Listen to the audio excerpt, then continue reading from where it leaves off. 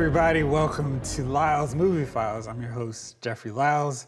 Joining me as always, my man, Melvin. How are you, sir? Doing great. How's it going? Good. We Glad missed to be you. back on the set there. Right, Sorry we were about talking that. about Avengers Yeah. and Endgame and how crazy it was, how it lived up and exceeded all my expectations. Exceeded all expectations. I And- still and you tear enjoyed up it at too? that. So many scenes. There's so many scenes, but Yes. there's one scene that Right. when the culmination of 22 movies, and Right. those who've seen it know exactly what I'm talking Gives about. you that big lump in your throat. Like, I was just like that. That right there. That's all I needed to see. it's been so long. It's been a long time. So now, after Endgame, we had to make sense of the rest of 2019. But before we go into all the movies, one big important TV show wrapped up, and it left people in a tizzy. I think a tizzy is probably the best way to say it. Everyone lost their minds with Game of Thrones wrapping up. So before we get into it, we're gonna show you the big trailer teasing up this final season of Game of Thrones. Let's take a look at that now.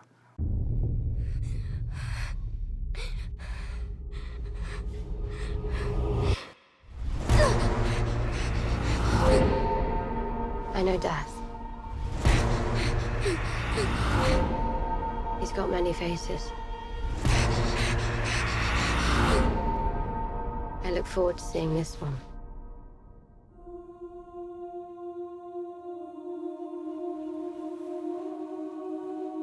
Everything you did brought you where you are now.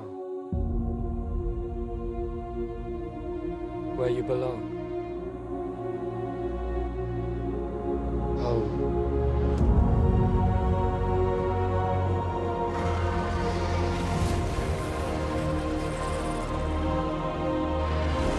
They're coming. Our enemy doesn't tire. Doesn't stop. Doesn't feel.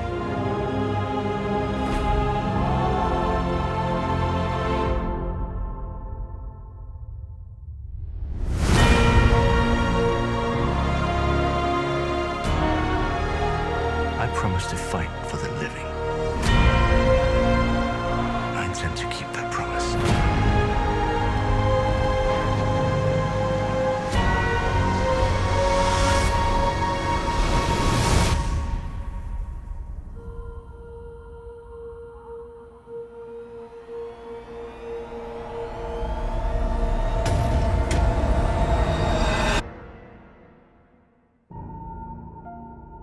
Okay, so chances are if you've watched Game of Thrones, all of those scenes resonated, struck a nerve, had you hyped up all over again. One of the two. I feel like there was only two ways people went with this. They loved this final season, or they hated it, felt like, oh, you wasted all these years of my life watching a show that I was entertained until these final 6 episodes, which ruined everything. So we got to see the culmination of the White Walkers' war. We got to see the big battle for the throne at King's Landing, the decimation. One character played Thanos all over. It was awesome. And I felt, to me, this was probably as good a wrap-up as you could have for the show, because it tied up everything. And people were complaining, oh, it's 6 episodes, it should have been 8 or 10.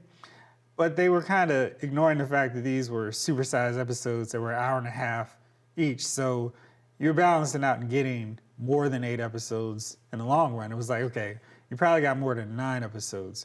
And was the pacing a little bit accelerated? Yes. It was definitely like, okay, we're pressing our magic teleport button to get from here to King's Landing.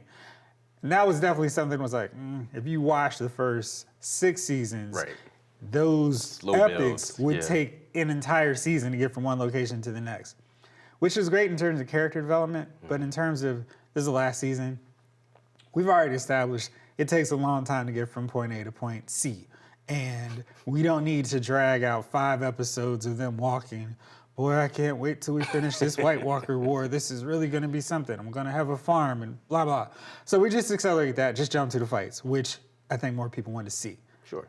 How did you feel this final season of Game of Thrones wrapped up? I thought it was great. I mean, you know, first 1, 2, 3 episodes were just like, all right, there we go. here we go. It's going pretty fast. Then I feel like they hit like the gas a little bit more. So I think it could have benefited from 8 episodes because they could have built out some more of certain arcs I mentioned on LylesMovieFiles.com before. That the Jaime Lannister arc could have been built out a little more instead of just saying, you know what, deuces, I'm going back. Maybe show him get captured. You know, all those little details that they would have actually done and have done in like the previous first 6, 7 seasons of the show. As far as being disappointed, I mean, or people were saying there's a lack of character development. Oh, that's out of character. I was like, did you not remember like not even a season ago where old girl was like, I'm gonna burn everything down. That's what I thought was the whole interesting. point People of me having dragons. People had this mindset of, okay, I know this character and all the actions that character's done, or this character's done, I'm going to ignore because I like this character. Right. And when they start going down the path of which has been built up, foreshadowed all this time, it's like, oh, that's out of character. It's like, no. You just chose to ignore something because you like this character. Right. And we're like, well, they definitely would never go that way, which I thought was really interesting. And even with Jon Snow, what happened with him, what he did, I'm like, no, that's totally in character as well. Yeah. I mean, did you not remember the whole Mans Raider thing? Did you not remember any of...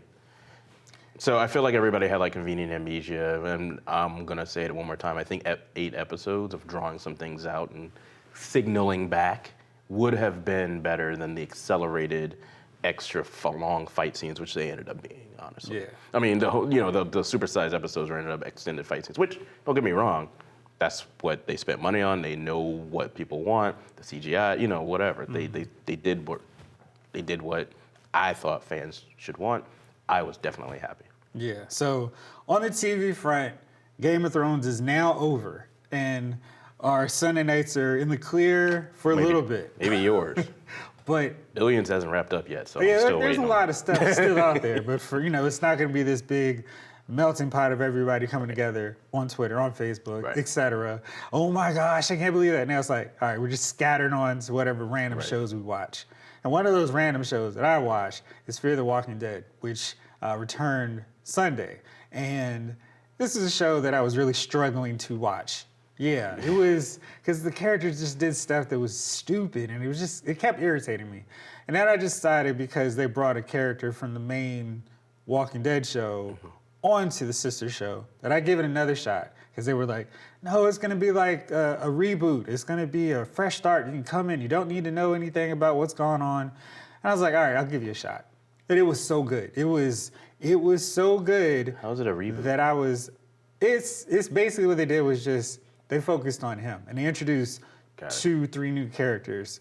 So it was him and these 3 new characters who caught up with the established surviving characters. And the way they introduced the new crew and the old crew is like, okay, I remember enough of this old crew that I can catch up. I don't feel the need to revisit those seasons, but I understand what's going on right at this moment. And is Fear the Walking Dead the past? Fear the Walking Dead. Is it the past?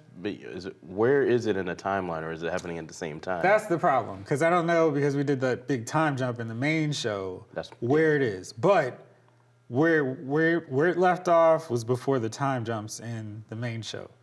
So it gets a little confusing. I don't know exactly how it ties in now, but because they're kind of like in this whole other side of the world or country, it doesn't matter.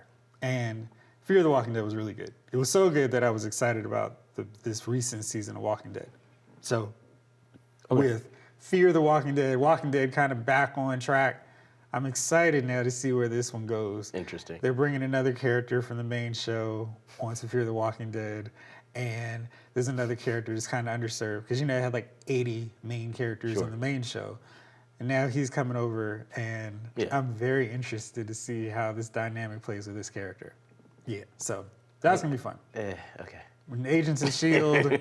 is back, I am so far behind on the show. My DVR was like, I'm deleting all this stuff. So I'm on Netflix catching up big time. Yeah. And I am 2 episodes away from last year's season finale. Okay. So, but it's been good, and I know there are like 6 episodes in this current season. Can't wait to catch up, because that's the show that does superhero TV right.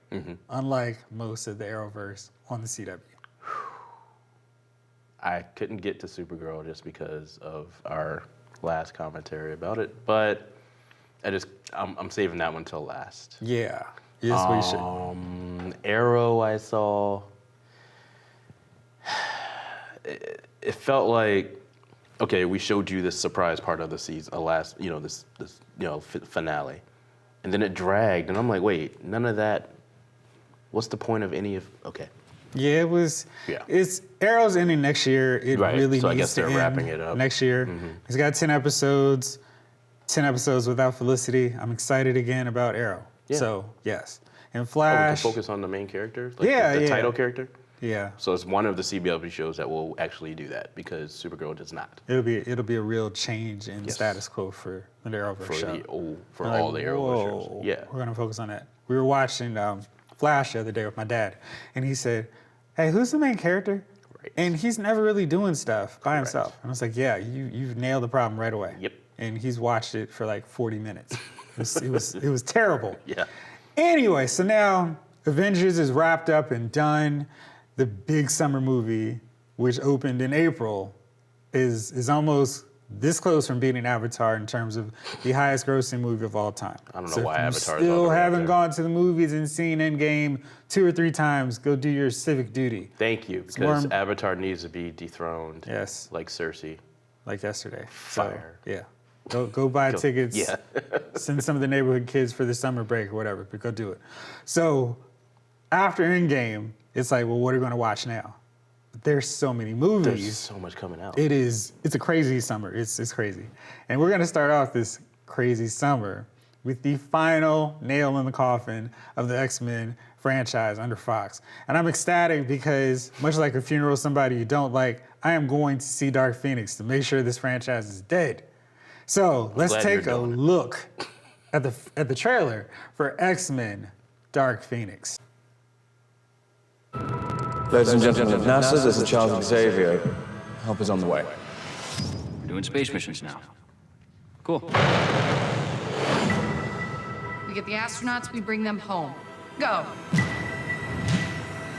Heat signature's rising fast. We gotta get out of here. Where's Jean? Where is she? Jean!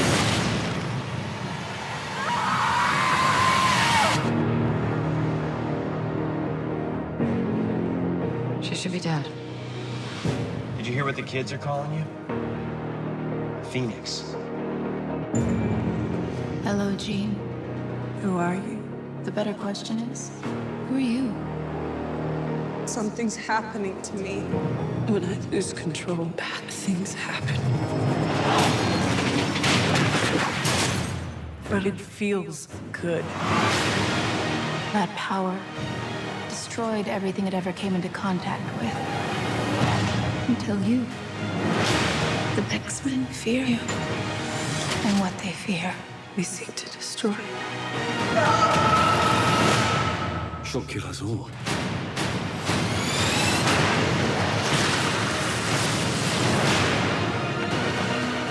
The girl dies. She's still our friend. She's not Jean anymore.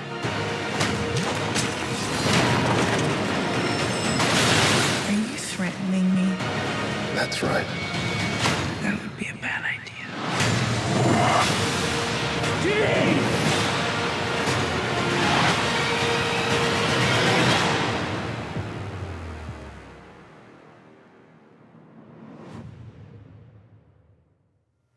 All right, so for all of my excitement and hype of the Avengers franchise, which clearly is one of my all-time favorite movie franchises at this point, the X-Men comics were what really got me into Marvel. I started off with Mutant Massacre and worked my way backwards, and the Dark Phoenix saga is probably the best regular continuity story event I've ever read because it built off of like 20, 30 issues of stories. It wasn't some quick, let's wrap it up in 2 hours. My biggest problem with this movie and X-Men 3, The Last Stand, or whatever it was, the Brett Ratner garbage film, is they're trying to rush a great story into 2 hours. And you can't do that. And I really hope that this movie doesn't scare Marvel Studios away from doing Dark Phoenix right, because their version, if they ever wanted to do it, is going to be epic. This one looks like, oh yeah, Dark Phoenix, we can do that story. Let's do it again. And I will admit this has a couple visuals from the comic where it's like, okay, at least you're paying some attention to the source material. But based off of what we've seen in previous installments, X-Men Apocalypse in particular, this film has me, big time worried. It's not even slightly worried. I'm like, I can't imagine a scenario, a world where I'm gonna be like, everyone go see X-Men Dark Phoenix. I don't see that it's gonna be possible. What do you think about this? I said I was very excited about how they rebooted everything in Days of Futures Past. That was their chance to fix it. And like you said, we were fooled by the trailer. This trailer looks just like, I'm like, okay. But I know, it's like, I see that you're trying to improve, you know what I mean, the business deal, and but I've already dealt with you. Yeah. So I already know better. Right. I don't want to deal with this anymore. I'm not gonna get fooled I'm not gonna get fooled again. So thank you for taking one for the team. I'm not going to see this thing. Wow. I don't want to give them any, I want to give, even though it might actually go to Marvel now, I'm still not giving Fox any more money until a real X-Men movie comes out with actual continuity. If only I had a pen to make you forget watching those X-Men films. Fortunately, gotta love this segue, we got a new Men in Black film. And Will Smith, Tommy Lee Jones are not gonna be in this one. It's a brand new generation of guys and gals in black suits, in ties, and sunglasses, and all kinds of crazy gizmos tracking down aliens. This time we've got Chris Hemsworth and Tessa Thompson, who you might have remembered from Thor Ragnarok, teaming up. They're gonna be the new agents who are going to be going global with Men in Black International. Let's take a look at that one. We are a rumor, recognizable only as déjà vu and dismissed just as quickly. We are the best kept secret in the universe. I know. I want in. You erased my parents' memories, but you didn't get mine. It took me 20 years to find you. How many people can say that? I found you. Which makes me perfect for this job. Agent M, we may have a problem in London. The dance that you're doing is dumb. How to do it where you're from. You know it don't start till. Welcome, man. That's how to do it where it's from. You will be with Agent H.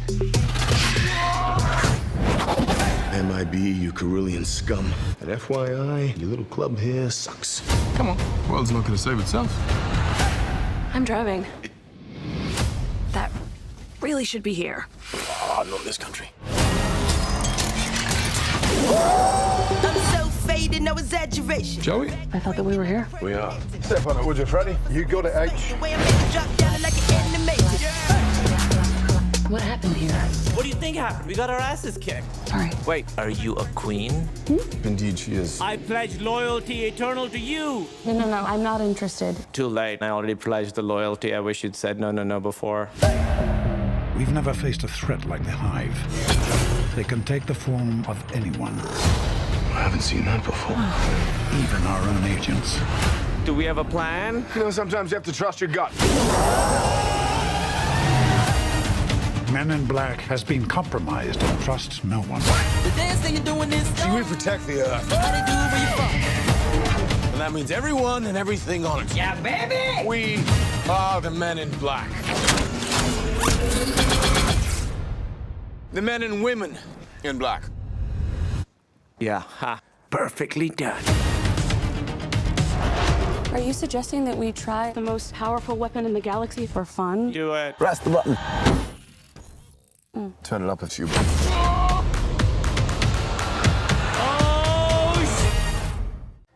So, I don't know about you, but I liked Men in Black #1, the original. Hated part 2, and then really liked part 3. This film looks like, yeah, this is a nice handoff for the franchise. There's no Will Smith and Tommy Lee Jones actually going, hey, here's the keys to the franchise. But it feels like this is the evolution where it's like, oh, okay, bigger effects. The first ones, if you look at the first one now, it's like, whoa, wow, you're really made back in the day. This one looks like, oh, wow, okay, y'all are really taking advantage of the whole aliens among us thing. And these agents with these cool gadgets, like James Bond meets Alien kind of thing. And it looks like it's going to be a lot of fun. And my thoughts, expectations for Dark Phoenix are here. My expectations for Men in Black International are like, every trailer, everything else, I seem like, I want to see this movie. What's your take on this one? Yeah, I'll go see it. I thought 3 was a cool tie-in. You know what I mean? I like how they did I like what they did with 3. 2 definitely dragged. I mean, it dragged, so that kind of took the wind out of my sails for the franchise, honestly. I thought 1 was pretty good, obviously, right? You know what I mean? 2 was like, you didn't have to take that long to get to that point. Although I like how it ended, or I like what they were doing with it. It just took so long. And then 3, yeah, it was cool. So I kind of want to see a tie-in. I want to see, but other than the obvious, it's about Men in Black. Yeah, same thing, same themes. I kind of want to see maybe a cameo here and there or somebody. Maybe. I feel like Will Smith is not at that conceited level of superstar where he'd be like, ugh, absolutely, I will not appear in this without having top billing and et cetera. Exactly. So maybe we'll see that. Right. I mean, he showed up in Suicide Squad, so there's no reason he couldn't pop up in the franchise that he really used to establish himself as a huge box office star. This one, Independence Day, Bad Boys, the 3 of them are what made him. I was like, you think not? Because I was going to throw Bad Boys out there. Nah, like the three-headed beast of those films are what made him Mr. July 4th of July opening weekend superstar. Hey, by the way, we've got a new movie coming out 4th of July weekend, and it is the next film that I'm probably the most excited about now that Endgame is over. If you have not already seen Avengers Endgame, this is your warning. There's going to be a huge, massive, big-time spoiler in the next film that we're going to talk about. So consider yourself warned. Spider-Man Far From Home picks right up after Avengers Endgame. Peter Parker is dealing with fallout from the events in Endgame.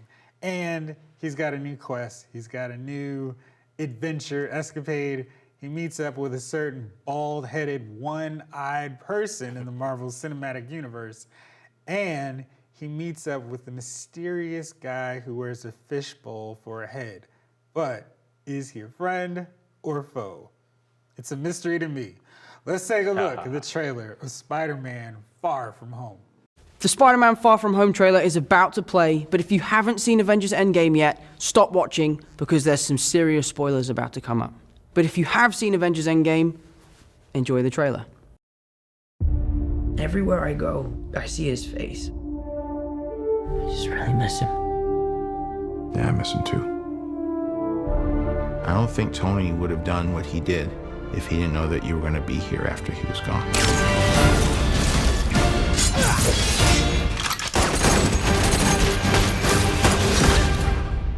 You gonna be the next Iron Man now? Well, no, I don't have time. I'm too busy doing your jobs. What? I'm kidding. Look, keep up the good work because I am going on vacation.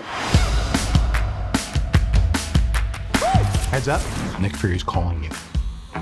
I don't really want to talk to Nick Answer Fury. the phone. Why? Because if you don't talk to him, then I have to talk to him. I don't want to talk to him. You sent Nick Fury to voicemail? I gotta go. You do not ghost Nick Fury. What up, dorks? What's up? We're just talking about the trip. I'm here in St. Marco Polo's. Oh, I think MJ really likes me. That reminds me when I first fell in love. You're a very difficult person to contact, Spider-Man. This is Mr. Beck. We could have used someone like you on my world. Your world? Beck is from Earth, just not ours. The snap to our hole in our dimension. You're saying there's a multiverse? We have a job to do, and you're coming with us. There's gotta be someone else you can use. What about Thor? Off-world. Captain Marvel? Unavailable. But I'm just a friendly neighborhood Spider-Man. Bitch, please, you've been to space. What do you want, Peter? I want to go back on my trip with the girl who I really like and tell her how I feel. MJ, I'm Spider-Man. No, of course I'm not. I mean, it's kind of obvious. You're right, you may not be ready, but this is my responsibility. Saving the world requires sacrifice. Sometimes people die. Oh my God. I just always feel like I'm putting my friends in danger. The world needs the next Iron Man. You going to step up or not?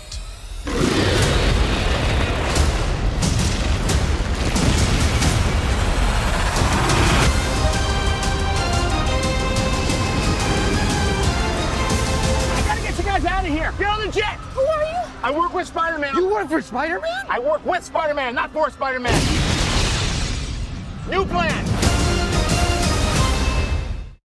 So yeah, I'm excited about this one. I love how everything in the Marvel Studios universe connects. And you're not gonna watch a movie and like, oh, well, what happened before didn't matter. It all matters. It's all connected.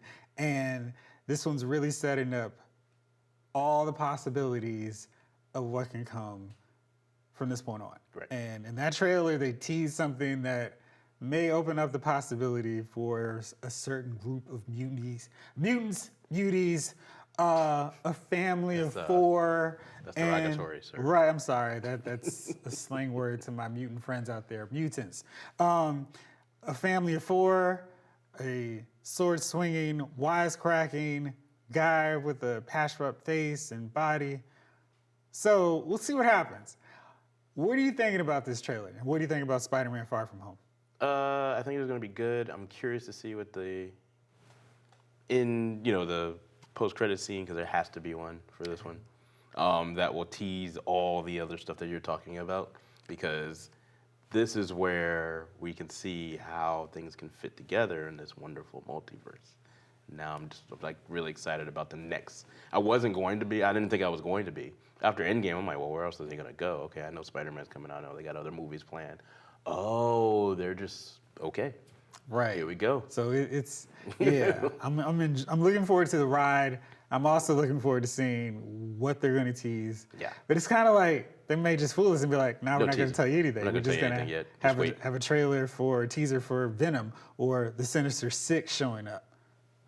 That'd be cool. So it's all kinds of options. The possibilities are endless. Disney has continued to run amok in terms of box office records and just making everything that you want to see on the big screen come to reality. And one of their latest trends is taking their animated classics and making them live action or CGI films. The latest one was Aladdin, which just came out Memorial Day weekend. If you haven't seen it, definitely recommend it. It's a lot of fun, lots of colors, seeing it on the biggest screen possible. Will Smith, 4th of July guy, has a big hit with Memorial Day weekend with this one, so definitely check it out. It's a lot of fun. The next one, they're not waiting too long because we've got a trio of Disney live action films in 2019. The first one was Dumbo, Aladdin was the second. The third is probably the biggest one. People are most excited about this one. It is a CGI live action version of The Lion King. Let's see if this trailer will make us roar or whimper. Jeez.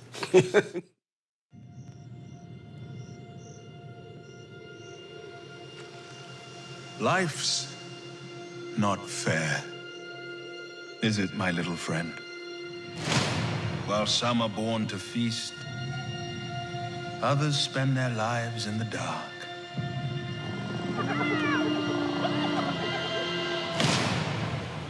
Begging for scraps.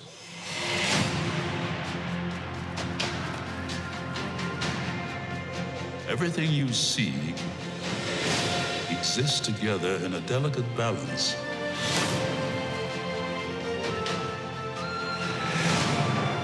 While others search for what they can take, a true king searches for what he can give.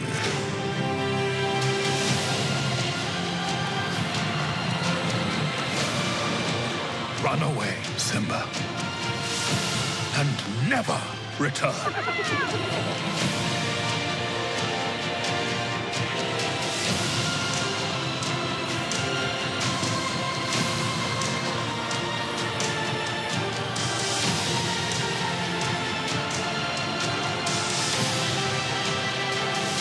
must take your place in the circle of life.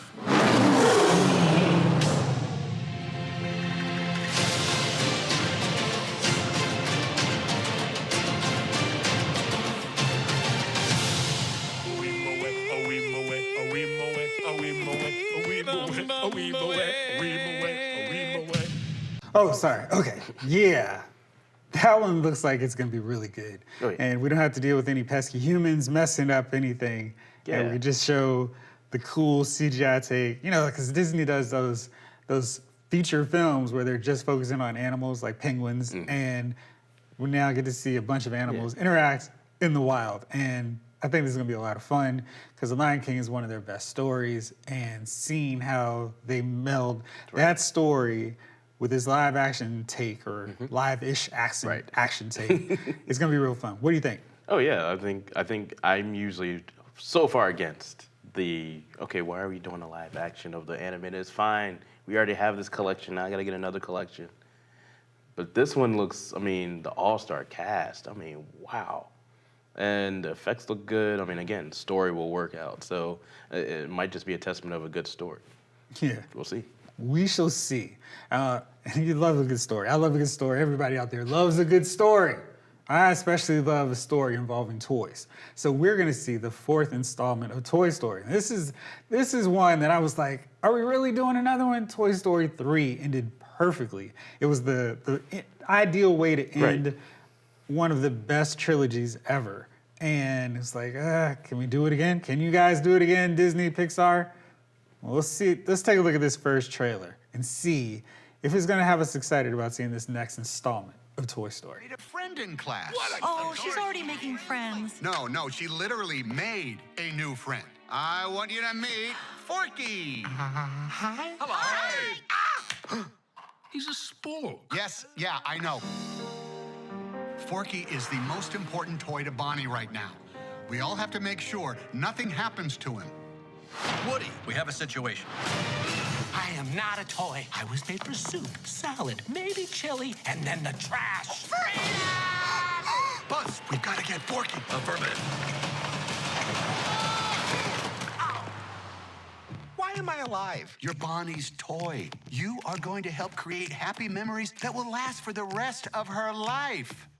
Huh? What? Oh, yeah. Oh. Bo? Forky, come on. Bo? Bo? Hi there. My name is Gabby. We can't stay. Yes, you can. Boys. Woody, behind you! Bo! What are you doing here? No time to explain. Come with me. We need to get back to our kid. Aw, Sheriff Woody, always coming to the rescue. Bonnie needs Forky. Woody, who needs a kid's room when you can have all of this? Wow. Woody, aren't we going to Bonnie? We have to find them. What do we do, Buzz? What would Woody do? Jump out of a moving vehicle? Let's go! Yeah, you gotta go, you gotta go. If you should ever leave me. You know, you've handled this lost toy life better than I could. Open your eyes, Woody. There's plenty of kids out there. Sometimes change can be good. You can't teach this old toy new tricks. You'd be surprised. Bonnie? We're going home, Forky. Bonnie, I'm coming! On my way, Woody! To infinity and beyond!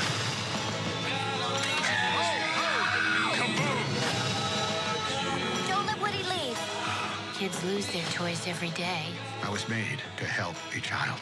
I don't remember it being this hard. Woody, somebody's whispering in your ear. Everything's gonna be okay.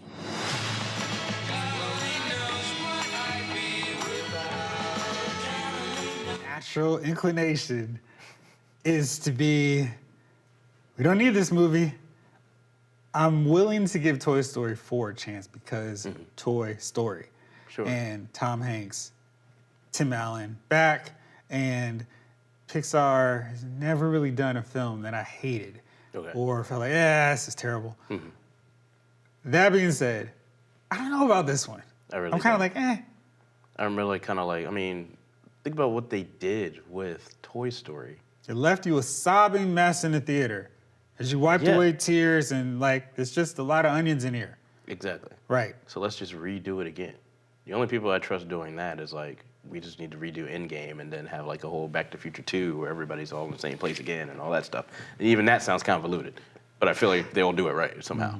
I don't know if they're gonna do this one right, man. I don't know. I'm a little worried about Disney Pixar on this one, man. Yeah, we'll see. This one's gonna be the one, especially with a summer full of films like Lion King and Aladdin. Right. Maybe this wasn't the right summer. Maybe this just came out like next spring. Maybe. Next Maybe Memorial just too many Day. heavy hitters. We'll see. Suggestion. I'm very curious about this one. And another film I'm a little curious about as well is the latest installment of the Fast and Furious saga, Hobbs and Shaw. You're just curious? I'm curious because we've got all this drama with Vin Diesel and Tyrese and Dwayne The Rock Johnson. And I would rather see them together than this standalone to kind of keep Diesel and Johnson happy and still make that Fast and Furious money. And Hobbs is a hero. Shaw's a bad guy, killed Han. So I'm not so willing to be like, he's funny as Jason Statham. He killed one of my favorite characters in his franchise. Yeah, let's see what happens. So that's what makes it so cool. And then Tyrese. When's the last time Tyrese done anything other than this movie, other than this franchise? he's working on the biopic for Teddy Pendergrass. So you better let it go. He's working on it. He's got to get. Talking about like when the Twitter beef was happening. I'm like, he was getting the contract. when's the last album the Tyrese says on your phone? Exactly. 0. It was exactly. Right. So, bruh, you shouldn't be starting stuff. He was picking up the beef torch from Vin Diesel and he was carrying it. I don't like it. All right. Well, we'll see. So you're looking forward to this movie? I am, because it looks just as ridiculous as the other movies. It looks super ridiculous. Which I'm okay with. And Idris Elba's in it as playing a bad guy, which playing Black Superman, basically. Which is cool for me. I love it. Yeah, if it can't be James Bond, playing Black Superman in Fast and Furious spinoff is the next best alternative. Maybe even better at this point. Perfect. We'll see. So it's that time, as I check my non-existent watch, for your minute. Melvin's minute. What are we talking about today? Today we're talking about when they see us. It's a heavy lift. Just even saying that now is a heavy lift for people emotionally. Those who understand what happened with the Central Park 5 and the true story behind it, and those that were, of age of knowing what was going on in 1989 at that time. Full-page ad put out in the New York Times by somebody who sits in the White House now. All those just assuming that they did it, right? Ava DuVernay is awesome director. And she's put out this thing on Netflix, which, again, Netflix is probably the perfect platform for this kind of story, diversity, all that, whatever you want to see. And they can kind of go a little no holds barred on this thing. And it's an emotional, heavy lift, but you still want to watch it. Most people want to watch it.